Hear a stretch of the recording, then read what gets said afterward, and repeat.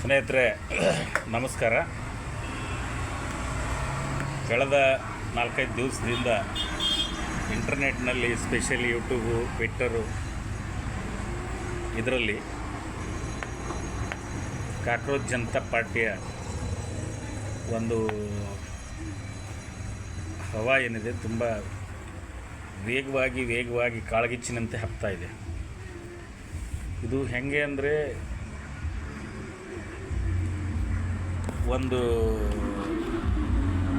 ಈ ಒಂದು ಏನು ಘಟನೆ ಇದೆ, ಈ ಕಾಕ್ರೋಚ್ ಕಾನ್ಸೆಪ್ಟ್ದು ಸನ್ಮಾನ್ಯ ಶ್ರೀ ಭಾರತದ ಸುಪ್ರೀಂ ಕೋರ್ಟ್ನ CJ ಸಾಹೇಬರು ಸೂರ್ಯಕಾಂತ್ ಜಿ ಅವರು ಕಾಕ್ರೋಚ್ ಇದ್ದಂಗೆ ಅನ್ನೋ ಪದವನ್ನು ಯಾವ ಭಾವನೆಯಲ್ಲಿ ಅವರು ಪ್ರಯೋಗ ಮಾಡಿದರು, ಆ ಪ್ರಯೋಗದ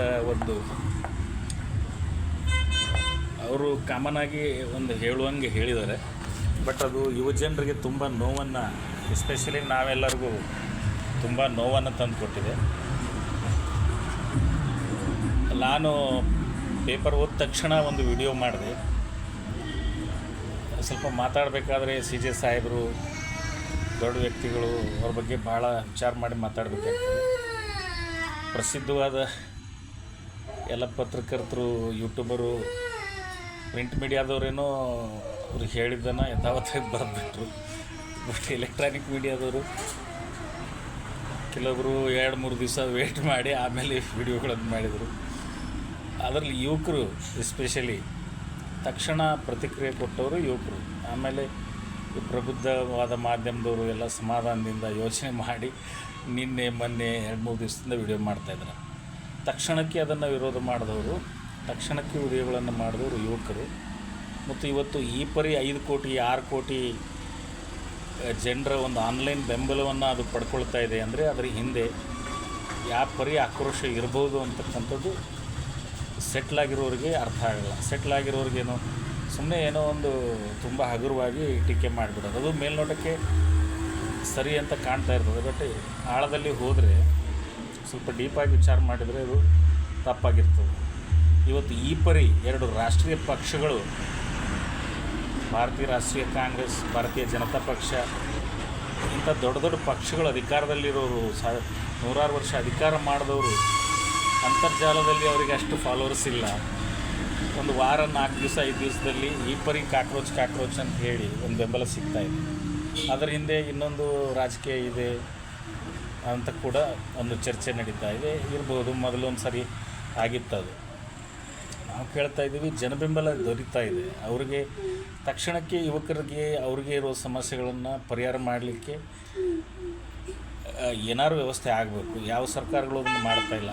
ಕೇಂದ್ರ ಸರ್ಕಾರ ಕಳೆದ 12 ವರ್ಷದಿಂದ ಆ ಥರದ್ದು ಏನು ಬೋಲ್ಡ್ ಸ್ಟೆಪ್ ತೊಗೊಂಡಿಲ್ಲ. ಅದು ಕೆಲವೊಂದು ಸಾಲ ಸೌಲಭ್ಯಗಳು, ಮುದ್ರಾ, ಈ ಡಿಜಿಟಲ್ ಇಂಡಿಯಾ ಕೆಲವನ್ನು ಬಿಟ್ಟರೆ ಹೆಚ್ಚಿನದು ಏನನ್ನು ಕ್ರಮವನ್ನು ಕೂಡ ಅವರು ತಗೊಂಡಿಲ್ಲ. ಈ ನಿರುದ್ಯೋಗದ ಬಗ್ಗೆ ಅಂತೂ ಪಕೋಡ ಮಾರ್ರಿ ಅಂತ ದೇಶದ ಪ್ರಧಾನಮಂತ್ರಿ ಹಿಡಿದು ಗೃಹ ಮಂತ್ರಿ ಹಿಡಿದು ಎಲ್ಲರೂ ಪಕೋಡ ಪರಿಹಾರವನ್ನೇ ಕೊಟ್ಟಿರಬೇಕು. ಅದಕ್ಕೇನೂ ಪರಿಹಾರ ಕೊಟ್ಟಲಿಲ್ಲ.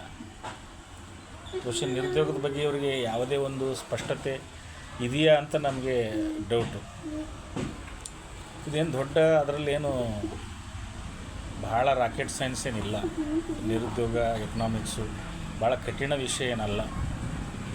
ಆದರೆ ಅದನ್ನು ಜಾರಿ ಮಾಡಲಿಕ್ಕೆ ಎಲ್ಲಿಯೋ ಒಂದು ಕಡೆ ಇಚ್ಛಾಶಕ್ತಿ ಇವತ್ತು ನಮ್ಮ ಸರ್ಕಾರಗಳಲ್ಲಿ ಅದನ್ನು ಪರಿಹಾರ ಮಾಡಲಿಕ್ಕೆ ಕೊರತೆಯನ್ನು ನಾವು ನೋಡ್ತಾ ಇದ್ದೀವಿ. ಕರ್ನಾಟಕ ಸರ್ಕಾರ ಯುವ ನಿಧಿ ಅನ್ನೋದು ಒಂದು 2 ವರ್ಷ ಭತ್ಯೆ ಕೊಡ್ತಕ್ಕಂಥದ್ದು ಮಾಡಿ ಅದಕ್ಕೊಂದು ಸ್ಕಿಲ್ ಟ್ರೈನಿಂಗ್ ಕಾರ್ಯಕ್ರಮವನ್ನು ಕೂಡ ಅವರು ಹಾಕ್ಕೊಂಡಿದ್ದಾರೆ. ಒಂದು ಪ್ರಯತ್ನ ಅವ್ರು ಮಾಡಿದ್ದಾರೆ. ಅವರು ಕೂಡ ಮೊದಲು ನಾನು ಎಲ್ಲರಿಗೂ ನಿರುದ್ಯೋಗ ಭತ್ಯೆ ಕೊಡ್ತೀನಿ ಅಂತ ಹೇಳಿ ಮಾತು ತಪ್ಪಿದರು.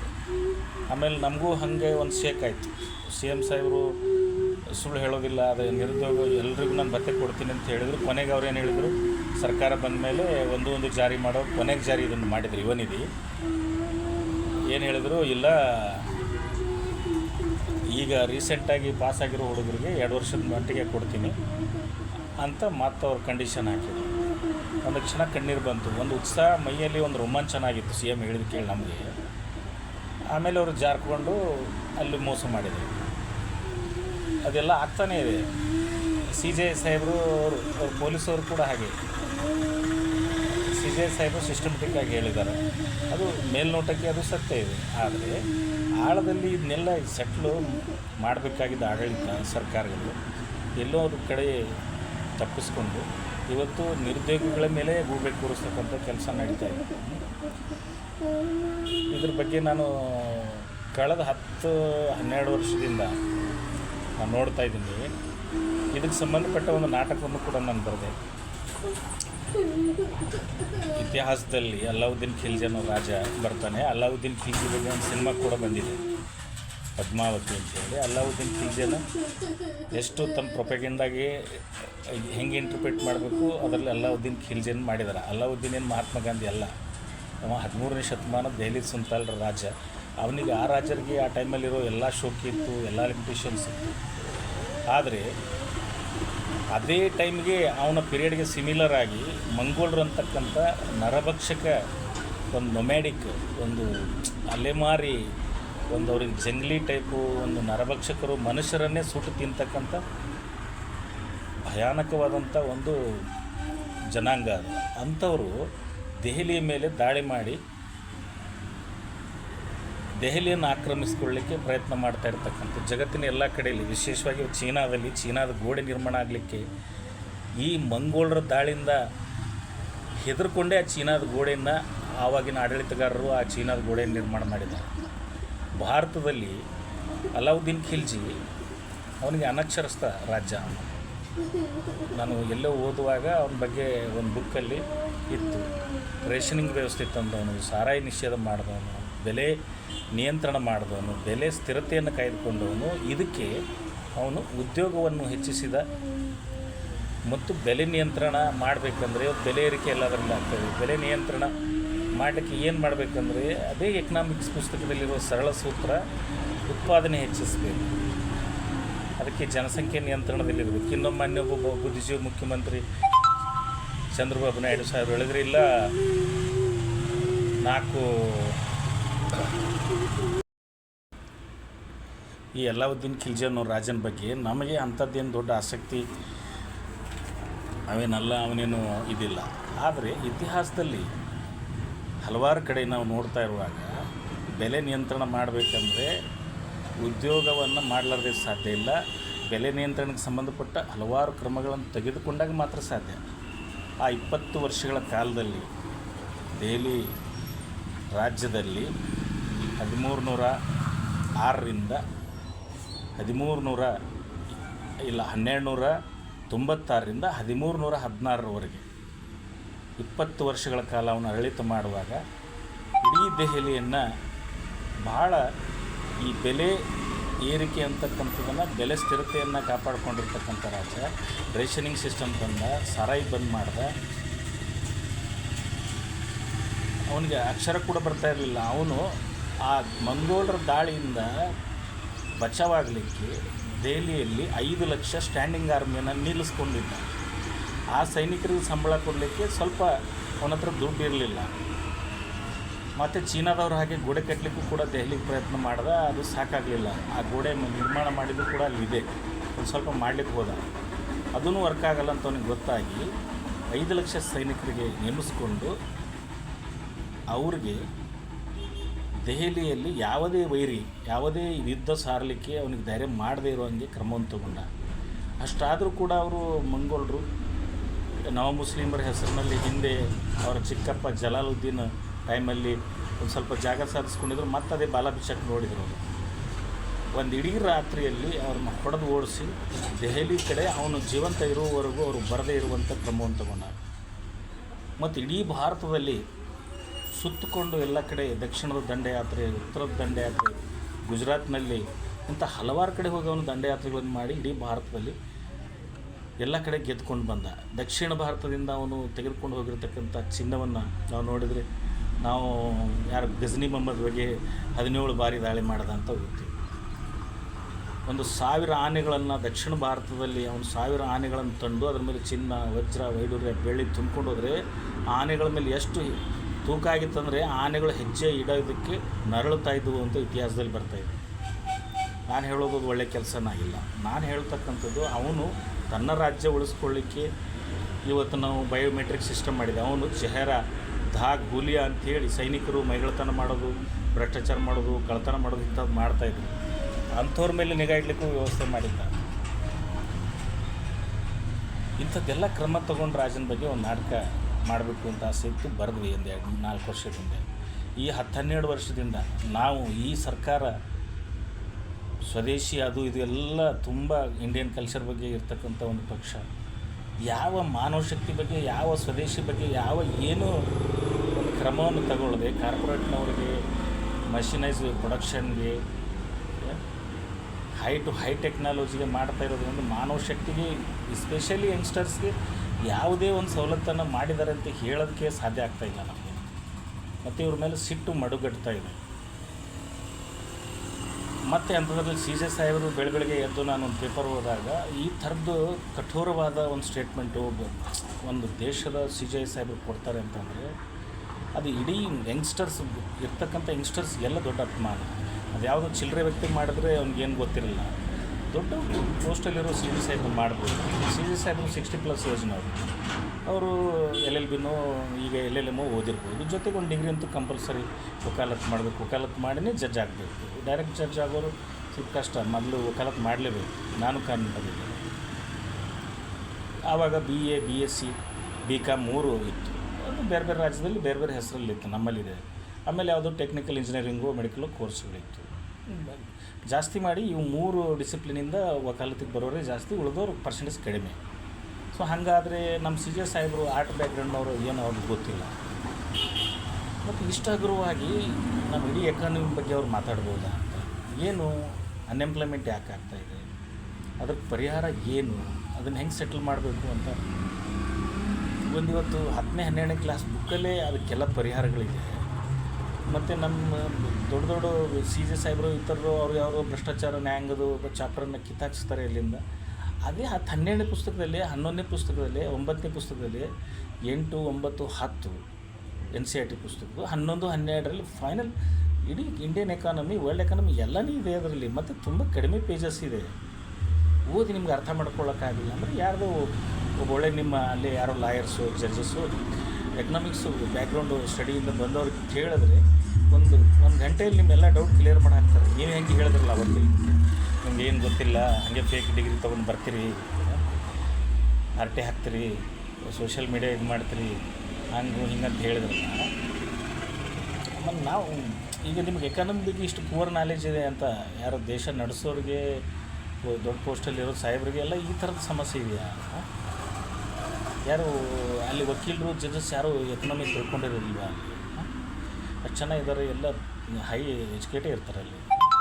ಮತ್ತು ನೀವು ಎಕಾನಮಿ ಕೇಸಸ್ ಎಲ್ಲ ಬಂದಾಗ ಹೆಂಗೆ ಅದನ್ನೆಲ್ಲ ಅರ್ಥೈಸ್ತೀರಿ? ನಿಮ್ಗೆ ತಿಳಿಸಿ ಹೇಳಲಿಕ್ಕೆ ವಕೀಲರು ತಿಳಿಸಿ ಹೇಳಬಹುದು, ನಿಮಗೆ ಅರ್ಥ ಆಗ್ತದಂತ ಡೌಟು.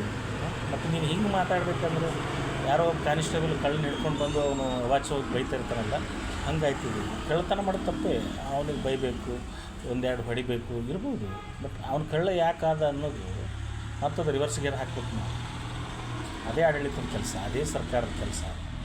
ಕಳ್ಳರು, ಸುಳ್ಳರು, ಲಫಂಗರು ಇಲ್ಲಿ ಎಲ್ಲ ಆಗ್ತಾಯಿದ್ದಾರೆ ಅಂದರೆ ಆ ಅಡ್ಮಿನಿಸ್ಟ್ರೇಷನ್ ಎಲ್ಲೋ ಒಂದು ಕಡೆ ಸೋಲ್ತಾ ಇದೆ.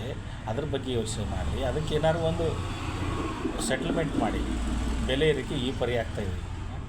ಮತ್ತು ನಮ್ಮ CM ಚಂದ್ರಬಾಬು ಅವರು ಹೇಳಿದರು ನನಗೆ ಅಷ್ಟು ಮಕ್ಕಳು ಬೇಕು, ಇಷ್ಟು ಅವ್ರು ಹೇಳ್ತಾಯಿದ್ದಾರೆ. ಇನ್ನೊಂದು ಕಡೆಗೆ ಕರ್ನಾಟಕ CM ಸಾರಾ ಇದು ನಾನು ಇದ್ರ ಮೇಲೆ ಅದನ್ನು ಮಾಡಿದರು. ಕೇಂದ್ರ ಸರ್ಕಾರದವರಂತ ಪಕೋಡ ಮಾರಿ ಅಂತ ಅವ್ರು ಹೇಳಿದ್ದಾರೆ. ಪ್ರವಚನ ಕೊಡೋ ಕೆಲವೊಂದು ಸ್ವಾಮೀಜಿಗಳಿಗೆ ಏನು ಗ್ರ್ಯಾಂಟ್ ಫಂಡ್ ಕೊಟ್ಟಿದ್ದಾರೆ, ಅವರು ಇಲ್ಲ ಉದ್ಯೋಗ ಕೇಳಬೇಡಿ, ನಿಮ್ಮ ಕೆರಿಯರ್ ನೀವು ಮಾಡ್ಕೊಳ್ರಿ, ಅದರಿಂದ ಲೈಫ್ ಹಾಳಾಗುತ್ತೆ, ಓದಬೇಡದು, ಬರೀ ಬಂದು ಸ್ಕೂಲೇ ಬಂದ್ ಮಾಡಿಸ್ಬಿಡ್ರಲ್ಲ. ಅವನು ಸ್ವಾಮಿ ಇದ್ದಾರೆ ಅವರು, ಯಾರು ಪ್ರಶಾಂತ್, ಆಚಾರ್ಯ ಪ್ರಶಾಂತ್. ಏನು ರೈಟ್ ವಿಂಗ್ ಟೀಮ್ ಇದೆ, ಪೂರ್ತಿ ನಿರುದ್ಯೋಗಿಗಳನ್ನ ಮಿಸ್ಗೈಡ್ ಮಾಡಲಿಕ್ಕೆ ಸರ್ಕಾರಕ್ಕೆ ಏನು ಎಂಪ್ಲಾಯ್ಮೆಂಟ್ ಕೇಳಬೇಡಿ ಅನ್ನೋ ಇದರಲ್ಲಿ ಆಮೇಲೆ ಕೊಡೋಕ್ಕೆ ಸಾಧ್ಯ ಇಲ್ಲ. ಅವ್ರು ನಿಮಗೆ ಸುಮ್ಮನೆ ಸ್ಪೈಲ್ ಮಾಡ್ತಾಯಿದ್ದಾರೆ ಅಂತ ಹೇಳಿ ಇವರೇನು ಅವರು ವಕ್ತಾರ ಅಲ್ಲ. ಬಟ್ ಅವ್ರು ಇದು ನೀವ್ಯಾಕೆ ಹೇಳ್ತಾಯಿದ್ರಿ? ಅವರಂತೂ ಪಕೋಡ ಹೇಳಿದ್ದಾರೆ. ಅವ್ರ ಪಕೋಡ ಅವ್ರಿಗೆ ಕೇಳ್ಬೋದಲ್ಲ. ಏನಾಗ್ತಾಯಿದೆ ಈಗ ನಿರುದ್ಯೋಗಕ್ಕೆ ಬರೋಣ. ಉದ್ಯೋಗ ಏನಾದ್ರು ಕೆಲಸ ಮಾಡಿದರೆ ಏನಾದ್ರು ಗೂಡ್ಸ್ ಆ್ಯಂಡ್ ಸರ್ವಿಸಸ್ ಕ್ರಿಯೇಟ್ ಆಗ್ತದೆ. ಅವನಿಗೆ ಕೆಲಸ ಮಾಡಿರೋನಿಗೆ ಸ್ವಲ್ಪ ಸಂಬಳ ಅಂತ ಕೊಡ್ತೀವಿ. ಅವನಿಗೆ ಬರೋ ಗೂಡ್ಸ್ ಆ್ಯಂಡ್ ಸರ್ವಿಸಸ್ ಅವ್ನು ಪ್ರೊವೈಡ್ ಮಾಡಿದರೆ ಇನ್ನೊಬ್ಬನಿಗೆ ಇನ್ನೊಬ್ಬ ಬಂದು ಮಾಡಿ ಯಾರಿಗೆ ಏನು ಬೇಕು ಅದು ಸಪ್ಲೈ ಆಗ್ತದೆ. ಅಲ್ಲಿ ಒಂದು ಸ್ಟ್ಯಾಂಡರ್ಡ್ ಆಫ್ ಲಿವಿಂಗು ಚೆನ್ನಾಗಿರ್ತದೆ. ಪಾಪ್ಯುಲೇಷನ್ ಜಾಸ್ತಿ ಅಂತ ಹೇಳ್ತಾಯಿದ್ರೆ ಇನ್ನು ಕ್ಯಾಪಿಟಲ್ ಒಂದೊಂದು ಕಡೆಯೇ ಸ್ಟೋರ್ ಆಗ್ತಾಯಿದೆ. ಕಾರ್ಪೊರೇಟ್ ಕಡೆಯವರಿಂದ ಅವ್ರ ಕಡೆಗೆ ಕೊಟ್ಟು ಹಾಕಿರೋ ಟ್ಯಾಕ್ಸಸ್ಸು ಕೂಡ ಕಡಿಮೆ ಮಾಡ್ತಾಯಿದ್ರಿ. ಮತ್ತು ನಿಮ್ಮ ಹತ್ರ ಬಜೆಟ್ಗೆ ದುಡ್ಡಿರಲ್ಲ. ಆಮೇಲೆ ನೀವು ಮತ್ತೆ ನೋಟ್ ಪ್ರಿಂಟ್ಸ್ ಮಾಡಿ RBI ಅವರು ಎಲ್ಲ ದೊಡ್ಡ ದೊಡ್ಡ ಜ್ಞಾನಿಗಳು ಇರ್ತಾರಲ್ಲಿ, ಅವ್ರಿಗೂ ಬ್ರೇಕಪ್ ಮಾಡಿ ನಿಮ್ಮ ಇಲ್ಲ ನೀವು ನಾವು ಹೇಳ್ದಂಗೆ ಮಾಡಿರಿ ಅಂತ ಹೇಳಿ ಮಾಡಿಸೋದು. ಅವ್ನು ಕೇಳಿಲ್ಲ ಅಂದರೆ ಅವನು ಅಲ್ಲಿಂದ ಓಡಿಸ್ಬೋದು, ಎತ್ತಾಕೋದು, ಬೇರೆಯವ್ನು ತೆಗೆದಾಕಿ ಬೇರೆಯವ್ನು ಸೆಟ್ಲ್ ಮಾಡೋದು. ಅವರಿಗೆ ಆರ್ಥಿಕ ತಜ್ಞರಿಗೂ ನೀವು ರೆಸ್ಪೆಕ್ಟ್ ಕೊಡ್ತಾ ಇಲ್ಲ. ನಿಮಗೇನು ಅನುಕೂಲಕ್ಕೆ ಈ ಕ್ಷಣಕ್ಕೆ ಏನೇನು ಅನುಕೂಲಕ್ಕೆ ಯೂಸ್ ಆಗ್ತದೆ ಅದನ್ನು ಮಾಡ್ಕೊಳ್ತಾ ಇದ್ದೀರಿ. ಅಷ್ಟೇ ಎಲ್ಲ ಆಗ್ತಾಯಿರೋದು. ಡೀಪಾಗಿ ನೋಡಿರಿ, ನಿರುದ್ಯೋಗಿಗಳು ನಾವೇನು ಸಂಬಳ ಯಾರೂ ಕೇಳ್ತಾ ಇಲ್ಲ. ಸಂಬಳ ತೊಗೊಂಡು ಹೋಗಿ ಏನು ಮಾಡೋದು, ಸ್ವಲ್ಪ ಮನೆ ಜೀವನಕ್ಕೇನೋ ಖರ್ಚು ಮಾಡೋದು, ಮತ್ತು ಉಳಿದ್ರೆ ಎಲ್ಲರೂ ಬ್ಯಾಂಕಲ್ಲಿ ಎಲ್ಲೋ ಇಟ್ಟಿರ್ತಾರೆ, ಅಲ್ಲಿ ಮನೇಲಿ ಇಟ್ಟಿರ್ತಾರೆ ಅಷ್ಟೇ. ಕಡಿಮೆ ಸಂಬಳನೇ ಕೊಡ್ರಿ ಸಾಹೇಬ್ರೆ. ನಿನ್ನ 30,000 60,000 ಏನು ಕೊಡೋದು ಬೇಡ್ರಿ. ಅಲಾವುದ್ದೀನ್ ಖಿಲ್ಜಿ ಯಾಕೆ నేను ಎಕ್ಸಾಂಪಲ್ ಹೇಳಿದೆ ಅಂದರೆ ಇದಕ್ಕೆ. ಅಲಾವುದ್ದೀನ್ ಖಿಲ್ಜಿ ಸಂಬಳ ಕಡಿಮೆ ಕೊಡ್ತಾ ಇದ್ದ, ಆದರೆ ಅವನು ಇಡೀ ಒಂದು ತಿಂಗಳಿಗೆ ಬೇಕಾದ ಎಲ್ಲನೂ ಎಲ್ಲರಿಗೂ ಸಿಗೋಂಗೆ ಮಾಡ್ತಾಯಿದ್ದ. ಇವತ್ತದು ಕಷ್ಟ ಅನಿಸ್ಬೋದು. ಇವತ್ತೆಲ್ಲರೂ ಸೋಕಿ ನೋಡ್ರಿ. ಮತ್ತು ನೀವು ಜಿಟ್ಟೆ ಕಾಕ್ರೋಚ್ ಅಂತ ಹೇಳ್ತಾಯಿದ್ರಿ. ಮತ್ತು ಫೋನ್ ಬಿಟ್ಟು ಫೋನ್ ಕೆರೆ ಅಂದ್ಬಿಟ್ಟು ಮತ್ತೆ ಏನು ಕೆಲಸ ಉಳಿಸೇ ಇಲ್ಲ ನೀವು. ಹಾಗಂದ್ರೆ ಏನು ಕೆಲಸನೇ ಇಲ್ಲ ಅಂತ ನಾನು ಹೇಳೋಕ್ಕಾಗಲ್ಲ. ಎಲ್ಲನೂ ಸರ್ಕಾರ ಮಾಡಬೇಕು ಅಂತಲೂ ನಾನು ಹೇಳ್ತಾ ಇಲ್ಲ. ಎಲ್ಲೋ ಒಂದು ಕಡೆ ಸ್ವಲ್ಪ ಸಂಪತ್ತಿರೋರು, ಸೋರ್ಸ್ ಇರೋರು ಅವ್ರು ಯೋಚನೆ ಮಾಡ್ಬೋದಲ್ಲ. ಬರೀ ಲಾಭ, ಬಿಸ್ನೆಸ್ ಮ್ಯಾನ್ಗಳಿಗೆ ಬರೀ ಲಾಭ ಓರಿಯೆಂಟೆಡ್. ಸೋಷಲಾಗಿ ಏನು ಸೋಷಿಯಲ್ ಎಂಟರ್ಪ್ರೈನರ್ಶಿಪ್ ಏನು ಇಲ್ಲೇ ಇಲ್ಲ. ಮ್ಯಾನ್ ಪವರ್ನ ಏನಾದರೂ ಸೆಟ್ಲ್ ಮಾಡಬೇಕು, ಜಾಸ್ತಿ ಮ್ಯಾನ್ ಪವರ್ ಯೂಸ್ ಮಾಡಬೇಕು. ಗಾಂಧೀಜಿ ಎಲ್ಲ ಬ್ರಿಟಿಷರಿಗೆ ಆ್ಯಂಟಿಯಾಗಿ ಚರ್ಕ ಚಲಾಯಿಸಿದ್ರು. ಅವ್ರು ಯಾಕಂದರೆ ಇಲ್ಲಿ ಲಾಭ ಮಾಡ್ಕೊಂಡು ಹೋಗಿ ಇಲ್ಲಿಂದೆಲ್ಲ ಲೋಕಲ್ ಪ್ರೊಡಕ್ಷನ್ ಸಿಸ್ಟಮ್ ಎಲ್ಲ ಹಾಳು ಮಾಡಿದರು. ಆಮೇಲೆ ಅವ್ರಿಗೆ ಮಷಿನಿಂದ ಮಾಡಿಕೊಂಡು ಅಲ್ಲಿಂದ ಸಾಮಾನು ತಂದು ಇಲ್ಲಿ ಮಾರ್ತಿದ್ರು, ಇಲ್ಲಿಂದ ರಾ ಮೆಟೀರಿಯಲ್ ತೊಗೊಂಡು ಅಲ್ಲಿ ಪ್ರೊಡಕ್ಷನ್ ಮಾಡ್ತಾಯಿದ್ರು. ಅದನ್ನೇ ಮಾಡ್ತಾಯಿದ್ರು ಈ MNC ಅವರು, ಈ ಕಾರ್ಪೊರೇಟ್ ಅವರು ಈಗ ಅದನ್ನೇ ಮಾಡ್ತಾಯಿದ್ದಾರೆ. ಈ ಕ್ಯಾಪಿಟಲ್ ಇದೆ ಒಂದು ಕಡೆಗೆ ಮತ್ತೆ ಹೇಳೋದು ಇಲ್ಲಿಂದ FCRA ಎಲ್ಲ ಫಾರಿನ್ ಫಂಡಿಂಗ್ ಮಾಡಿಸ್ತೀನಿ, ಅವ್ರ ಕಂಟ್ರಿಗೆ ಹಿಂಗೆ ಮಾಡ್ತಾಯಿದ್ರು ಅಂತ ಹೇಳೋದು. ವರ್ಷದಲ್ಲಿ 6 ತಿಂಗಳು ನೀವು ಫಾರಿನಲ್ಲಿ ಹೋಗಿ ಅಲ್ಲಿಂದ ದುಡ್ಡು ತಂದು FDIಗೆ ಹಾಕಿರಿ, ನಮ್ಗೆ ಇನ್ವೆಸ್ಟ್ ಮಾಡಿರಿ ಅಂಥೇಳಿ ಈ ರಾಜ್ಯದವರು ಕೇಂದ್ರದವರು ಹೋಗಿ ಕೇಳೋದು. ಅವರಿಗೆ ಇಷ್ಟು ಉದ್ಯೋಗ ಆಯಿತು, ಅಷ್ಟು ಪ್ರೊಡಕ್ಷನ್ ಆಯಿತು ಅಂತ ಹೇಳೋದು. ಅವ್ರು ನಮ್ಗೆ ಟ್ಯಾಕ್ಸ್ ಕೊಟ್ಟರು ಅಂತ ಹೇಳೋದು. ನೋಡಿರಿ, ಪ್ರಾಪರಾಗಿ ನಾವು ಹೇಳೋದು ಅಲಾವುದ್ದೀನ್ ಖಿಲ್ಜಿ ಬಗ್ಗೆನೇ ನಾನು ಮಾತಾಡೋಕ್ಕೆ ಅವನೇನು ಮಹಾತ್ಮ ಗಾಂಧಿ ಅಲ್ಲ. ಮತ್ತೊಂದು ಸರಿ ಹೇಳ್ತಾ ಇದ್ದೀನಿ, ಅವನೊಂದು ಸಪ್ರೇಟ್ ಡಿಪಾರ್ಟ್ಮೆಂಟ್ ಮಾಡಿದ್ದ. ಯಾವುದಕ್ಕೆ? ಈ ಬೆಲೆ ಸ್ಥಿರತೆ, ಬೆಲೆ ನಿಯಂತ್ರಣಕ್ಕಾಗಿ ಒಂದು ಸಪ್ರೇಟ್ ಡಿಪಾರ್ಟ್ಮೆಂಟ್ ಮಾಡಿದ್ದ. ಆಫೀಸರ್ ಇಟ್ಟಿದ್ದ, ಅದಕ್ಕೆ ಸಬಾರ್ಡಿನೇಟ್ ಸ್ಟಾಫ್ ಮಾಡಿದ್ದ. ಅವರು ಅದ್ರ ಬಗ್ಗೆ ನಿಗಾ ವಹಿಸೋದ್ರಿಂದ ಅವನು ಎಕಾನಮಿ ಸ್ಟೇಬಲ್ ಆಗಿ ತನ್ನ ರಾಜ್ಯ ಸ್ಟೇಬಲ್ ಮಾಡಿಕೊಂಡ. ದೆಹಲಿ ಮೇಲೆ ದಾಳಿ ಮಾಡೋರನ್ನ ಹಿಮ್ಮೆಟ್ಟಿಸಲಿಕ್ಕೆ ಅವನಿಗೆ ಸಾಧ್ಯ ಆಯಿತು. ರಾಜ್ಯದಲ್ಲಿ ಹಲವಾರು ರೀತಿ ಅವನಿಗೆ ಮೈ ಮೇಲೆ ಸಮಸ್ಯೆಗಳಿತ್ತು. ಅದನ್ನು ಕೂಡ ಅವನು ಆಂತರಿಕವಾದ ಮತ್ತು ಬಹಿರಂಗ, ಹೊರಗಡೆ ಮತ್ತು ಒಳಗಡೆಯಿಂದ ಏನು ಅವನಿಗೆ ಪಿತೂರಿ ಆಗ್ತಾಯಿತ್ತು, ಹೊರಗಡೆಯಿಂದ ಏನು ದಾಳಿ ಅದನ್ನು ಕಂಟ್ರೋಲ್ ಮಾಡೋಕ್ಕೆ ಸಾಧ್ಯ ಆಯಿತು ಅವನಿಗೆ. ಅವನು ತನ್ನ ಸಿಕಂದರ್ ಸಾಹನಿ ಅಂತ ಕರ್ಕೊಂಡ. ಅವನು ಕಾಯಿನ್ ಮೇಲೆ, ನಾಣ್ಯದ ಮೇಲೆ ಬರೆದ ಸಿಕಂದರ್ ಸಾಹನಿ ಅಂದರೆ 2ನೇ ಅಲೆಕ್ಸಾಂಡರ್. ದೆಹಲಿಯಲ್ಲಿ ಅಷ್ಟು ಧೈರ್ಯವಾಗಿ 20 ವರ್ಷ ಹೇಳ್ಕೊಂಡು ಆಡಳಿತ ಮಾಡಿದ ಬೇರೆ ರಾಜ್ಯನೇ ಇಲ್ಲ. ಇನ್ನೊಬ್ಬ ಅವನ ನಂತರದ ಇವನು ಸೀನಿಯರು, ಇವನ ನಂತರದ ಇನ್ನೊಬ್ಬ ದೆಹಲಿ ಸುಲ್ತಾನು ಬರೋದು ಮೊಹಮ್ಮದ್ ಬಿನ್ ತುಘಲಕ್. ಯಾವ ನಾಣ್ಯವನ್ನು ಉದ್ಯೋಗದಿಂದ, ಉತ್ಪಾದನೆಯಿಂದ, ಬೆಲೆ ಸ್ಥಿರತೆಯಿಂದ ಸರಿಯಾಗಿ ತನ್ನ ಸಾಮ್ರಾಜ್ಯವನ್ನು ಉಳಿಸ್ಕೊಂಡು ಸಿಕಂದರ್ ಸಾನಿ ಅಂತಕ್ಕಂಥ 2ನೇ ಅಲೆಕ್ಸಾಂಡರ್ ಅಂತಕ್ಕಂಥ ಹೇಳೋ ಧೈರ್ಯ ಅವನಿಗೆ ಬಂತು. ಅವನ ನಂತರ ಬಂದ ಭಾರೀ ಬುದ್ಧಿಜೀವಿ ರಾಜ, ಭಾಳ ಓದಿ ಬರೆದವನು ಮೊಹಮ್ಮದ್ ಬಿನ್ ತುಘಲಕ್. ಆ ನಾಣ್ಯವನ್ನೇ ಸರಿಯಾಗಿ ದುಡಿಸ್ಕೊಳ್ಳಿಕ್ಕಾಗದೆ ಆ ಮಂಗೋಳರು ಮತ್ತು ಮೈಮೇಲೆ ಬೀಳುವ ಒಂದು ಭಯದಿಂದ ದೆಹಲಿ ಬಿಟ್ಟು ದೇವಗಿರಿಗೆ ಓಡಿ ಬಂದ. ಅಲಾವುದ್ದೀನ್ ಖಿಲ್ಜಿಯ ಕಾಲದಲ್ಲಿ ಅಲಾವುದ್ದೀನ ಆಡಳಿತವನ್ನು, ಅವನ ವ್ಯವಸ್ಥೆಯನ್ನು ಕಂಡು ಹೆದರ್ಕೊಂಡು ಮಂಗೋಳರು ಹಿಂದೆ ಓಡಿ ಹೋಗಿದ್ದರು. ಅದೇ ಅವನ ಆಡಳಿತ ಆ ಮಂಗೋಳರಿಗೆ ನೋಡಿ ಈ ಮೊಹಮ್ಮದ್ ಬಿನ್ ತುಘಲಕ್ ಓಡಿ ದೇವಗಿರಿಗೆ ಬಂದ. ಯಾವ ಟೈಮಲ್ಲಿ ಎಕಾನಮಿ ಸ್ಟ್ರಾಂಗ್ ಇತ್ತು, ಇವನ ಆಡಳಿತ ಮತ್ತು ಇವನ ವ್ಯವಸ್ಥೆ ನೋಡಿ ಮಂಗೋಳರು ಓಡೋಗಿದ್ದರು. ಅಲಾವುದ್ದೀನ್ ಟೈಮಲ್ಲಿ, ಮೊಹಮ್ಮದ್ ಬಿನ್ ತುಘಲಕ್ ಟೈಮಲ್ಲಿ ಓಡಿ ಹೋಗಿ ಕುಳಿತವರು ಮತ್ತೆ ತಿರುಗಿ ದೆಹಲಿಗೆ ಬಂದು ಅಟ್ಟ ಹಾಕಿದರು. ಇವರು ದಾಳಿ ಮಾಡ್ತಾರೆ ಅಂತ ಹೆದರ್ಕೊಂಡು ಅವನು ದೇವಗಿರಿಗೆ ಬಂದ. ಎಕಾನಮಿ ಎಷ್ಟು ಮ್ಯಾಟ್ರ್ ಆಗ್ತದೆ. ಅವನು ನಾಣ್ಯಗಳನ್ನು ಮನೆಯಲ್ಲೇ ಮಾಡ್ಕೊಳ್ಳಿಕ್ಕೆ ಚರ್ಮದ ನಾಣ್ಯಗಳಿಗೆ ಅನುಮತಿ ಕೊಟ್ಟಿದ್ದ. ಆ ಎಕಾನಮಿ ಪೂರ್ತಿ ಫೇಲ್ ಆಯಿತು, ನಾಣ್ಯ ರಾಶಿ ರಾಶಿ ಗುಡ್ಡ ಬಿದ್ದಿತ್ತು ಅಂತ ಇತಿಹಾಸ ಪುಸ್ತಕದಲ್ಲಿದೆ. ಸ್ನೇಹಿತರೆ, ನಿರುದ್ಯೋಗವನ್ನು ನಿವಾರಿಸೋದು ಇದು ನಿರುದ್ಯೋಗಿಗಳ ಒಂದು ಉಪಯೋಗಕ್ಕೆ ಅಲ್ಲ, ಇಡೀ ಸಮಾಜದ ದೇಶದ ಏಳಿಗೆಗೆ ಅತ್ಯಂತ ಅವಶ್ಯಕವಾಗಿರತಕ್ಕಂಥ ಒಂದು ಕ್ರಮ. ಯಾಕೆ ಅಂದರೆ ಈ ನಿರುದ್ಯೋಗ ಹೋಗಲಾಡಿಸೋದ್ರಿಂದ ಸಂಪತ್ತು ಸೃಷ್ಟಿಯಾಗ್ತಾಯಿದೆ, ಅವರನ್ನು ಉದ್ಯೋಗಿಗಳನ್ನಾಗಿ ಮಾಡೋದರಿಂದ ಸಂಪತ್ತು ಸೃಷ್ಟಿಯಾಗ್ತಾಯಿದೆ. ಸೊ ಈ ಉದ್ಯೋಗ ಕೊಡಬೇಕಂದ್ರೆ ಒಂದು ಯಾವುದೇ ಫ್ರೇಮು ಘಟಕ ಪ್ರೊಡಕ್ಷನ್ ಯೂನಿಟ್ಟು ಬೇಕಾಗ್ತದೆ. ಆ ಯೂನಿಟ್ ಮಾಡಲಿಕ್ಕೆ ಕ್ಯಾಪಿಟಲ್ ಬೇಕಾಗ್ತದೆ. ಕ್ಯಾಪಿಟಲ್ ಅಂದರೆ ಹಣ ಅಂದರೆ ಅದೊಂದು ಮೀಡಿಯೇಟರ್ ಟೂಲ್. ಬೇರೆ ಪ್ರೈವೇಟವರು ಇತರ ವ್ಯಕ್ತಿಗಳು ಮಾಡಿದರೆ ಸ್ವಲ್ಪ ಅದಕ್ಕೆ ಸ್ಟ್ರಗಲ್ ಆಗ್ಬೋದು. ಸರ್ಕಾರ ಅಂತಕ್ಕಂಥ ಸಂಸ್ಥೆ ಮನಸ್ಸು ಮಾಡಿದರೆ ಅದೇನು ದೊಡ್ಡ ಕೆಲಸ ಅಲ್ಲ. ಅವ್ರು ಕೊಡೋ ಸಂಬಳನೋ ಮತ್ತೊಂದು ಇನ್ನೊಂದು ನಾವು ತೊಗೊಂಡೋಗಿ ಮತ್ತು ಜೀವನಕ್ಕೆ ಬಳಸ್ತೀವಿ. ಅದೇ ಗೂಡ್ಸ್ ಆ್ಯಂಡ್ ಸರ್ವೀಸಸ್ಸನ್ನೇ ನಾವು ಕಲೆಕ್ಟ್ ಮಾಡಲಿಕ್ಕೆ ಹೋಗ್ತೀವಿ. ಕೆಲವೊಂದು ಸಮಾಜವಾದಿ ರಾಷ್ಟ್ರಗಳಲ್ಲಿ ಕರೆನ್ಸಿ ನಾಣ್ಯನೇ ಇಲ್ತಕ್ಕಂಥ ವ್ಯವಸ್ಥೆ ಇವತ್ತು ಕ್ಯೂಬಾ ಮತ್ತೊಂದು ದೇಶಗಳಲ್ಲಿ ನಾವು ನೋಡ್ತಾಯಿದ್ದೀವಿ. ಸೊ ಇದೆಲ್ಲ ನೋಡಿದರೆ ಯಾವುದೋ ಒಂದು ಪ್ರಾಬಲ್ಯವನ್ನು ಸಾಧಿಸಲಿಕ್ಕೆ, ಯಾವುದೋ ಒಂದು ದೊಡ್ಡ ಸ್ಥಿತಿಗೆ, ಇವತ್ತು ಯಾವುದೋ ಒಂದು ಅಚೀವ್ಮೆಂಟ್ಗೆ ರಾಜಕೀಯದಲ್ಲಿ ಕ್ರಮಗಳನ್ನು ನಿಲುವುಗಳನ್ನು ತೆಗೆದುಕೊಳ್ಳಾಗ್ತಾಯಿದೆ. ಇನ್ನು ಅಲ್ಲಿ ಹಣ ಉಳಿಸೋದು ಮಾಡೋದು ಏನು ಕ್ಯಾಪಿಟಲಿಸ್ಟು ಅವರು ತಾವಂತೂ ಅಷ್ಟು ತಿನ್ನೋಕ್ಕಾಗೋದಿಲ್ಲ, ತಿನ್ನೋರಿಗೂ ತಿನ್ನೋಗೊಡೋದಿಲ್ಲ. ಅಂಥ ಪರಿಸ್ಥಿತಿಯಲ್ಲಿ ಇವತ್ತು ಕ್ಯಾಪಿಟಲಿಸಮ್ ಇದೆ. ಅದಕ್ಕೆ ಉದ್ಯೋಗ ಒಂದೇ ಪರಿಹಾರ. ಉದ್ಯೋಗ ಕೊಡ್ರಿ, ನಿಮ್ಮ ಜಾಣತನದಿಂದ ಉದ್ಯೋಗವನ್ನು ಕೊಡ್ರಿ, ಬೆಲೆ ಇಳಿಕೆ ಆಗ್ತದೆ, ಎಲ್ಲರಿಗೆ ಎಲ್ಲ ಸೌಲಭ್ಯ ಸಿಗ್ತದೆ. ಈ CJP ಪಾರ್ಟಿ ಸುಮ್ಮನೆ ಅಷ್ಟು ವೈರಲ್ ಆಗ್ತಾಯಿಲ್ಲ, ಅಷ್ಟು ಸದ್ದು ಮಾಡ್ತಾಯಿಲ್ಲ, ಅಷ್ಟು ದಂಗೆ ಇಡ್ತಾ ಇಲ್ಲ. ಯಾರಿಗೊತ್ತು, ನೇಪಾಳದಂಥ ಜಂಜಿ ದಂಗೆ ಆಗಿಬಿಟ್ರೆ ಅದು ಇನ್ನೂ ದೊಡ್ಡ ಕಷ್ಟ. ಇದು ಇನ್ನೂ ಆನ್ಲೈನಲ್ಲಿ ನಡೀತಾ ಇದೆ. ರಸ್ತೆಯಲ್ಲಿ ಬೀದಿಯಲ್ಲಿ ಆಗಿಬಿಟ್ರೆ ಇನ್ನೂ ಕಷ್ಟ ಆಗ್ತದೆ. ಆದ ಕಾರಣ ಮೇಲೆ ಮತ್ತು ಕೆಳಗಿನ ಸರ್ಕಾರಗಳು ಎಚ್ಚೆತ್ತುಕೊಂಡು ಈ ಕ್ರಮ ತಗೊಳ್ಬೇಕು ಅಂಥೇಳಿ ನಾವು ಮನವಿಯನ್ನು ಮಾಡ್ತಾಯಿದ್ದೀವಿ. ಮತ್ತು ಇದರಿಂದ ದೊಡ್ಡ ಲಾಭ ಕೂಡ ಅದನ್ನು ಜಾರಿ ಮಾಡೋ ಸರ್ಕಾರಗಳಿದೆ. ಸ್ವಲ್ಪ ಕಷ್ಟ ಇದೆ. ಏನು ಲಾಭ ಇದೆ ಅಂದರೆ, ಯುವಕರು ಮನಸ್ಸು ಮಾಡಿದರೆ ನಿಮ್ಮ ಸರ್ಕಾರಗಳು 20 ವರ್ಷ ಆದರೂ ಕೂಡ ಏನಾಗೋದಿಲ್ಲ, ಸ್ಥಿರವಾಗಿ ಇರ್ತದೆ. ಯುವಕರು ಒಂದು ಸಾರ್ತಿ ಇವರು ನಮಗೆ ಸಹಾಯ ಮಾಡಿದ್ದಾರೆ ಅಂತ ಅರ್ಥ ಮಾಡ್ಕೊಂಡ್ಬಿಟ್ರೆ ಆ ಯುವಕನ ಮಾತು ಇಡೀ ಮನೆಯವ್ರು ಕೇಳ್ತಾಯಿದ್ರು. ನಮಗೆ ಬೆಂಬಲ ಸಿಗ್ತಾಯಿದೆ, ಮತಗಳು ಸಿಗ್ತಾಯಿದೆ, ಸರ್ಕಾರ ಸ್ಥಿರವಾಗಿ ಉಳಿತಾ ಇದೆ. ಅದಕ್ಕಾಗಿ ಈ ಕ್ರಮವನ್ನು ತಗೊಳ್ಬೇಕು, ಉದ್ಯೋಗ ಕೊಡಬೇಕು.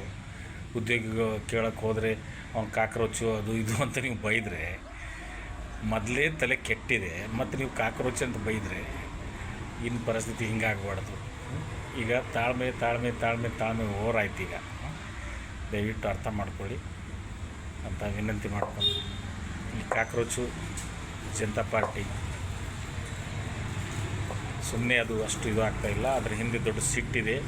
ಇಡೀ ಯುವ ಸಮೂಹ ಸರ್ಕಾರಗಳ ವಿರುದ್ಧ ದಂಗೆ ಹೇಳ್ತಕ್ಕಂಥ ಮುನ್ಸೂಚನೆ ಅದು ಕೊಡ್ತಾಯಿದೆ. ಅದಕ್ಕಾಗಿ ದಯವಿಟ್ಟು ತಾವೆಲ್ಲ ಅರ್ಥ ಮಾಡ್ಕೊಳ್ಳಿ, ಅದಕ್ಕೆ ಕ್ರಮ ತಗೊಳ್ಳಿ, ಉದ್ಯೋಗವನ್ನು ಕೊಡಿ ಅಂತ ರಿಕ್ವೆಸ್ಟ್ ಮಾಡಿಕೊಂಡು ಇಲ್ಲಿಗೆ ನನ್ನ 2 ಮಾತುಗಳನ್ನು ವಿರಾಮ ಕೊಡ್ತಾಯಿದ್ದೀನಿ. ಎಲ್ಲರಿಗೆ ನಮಸ್ಕಾರ.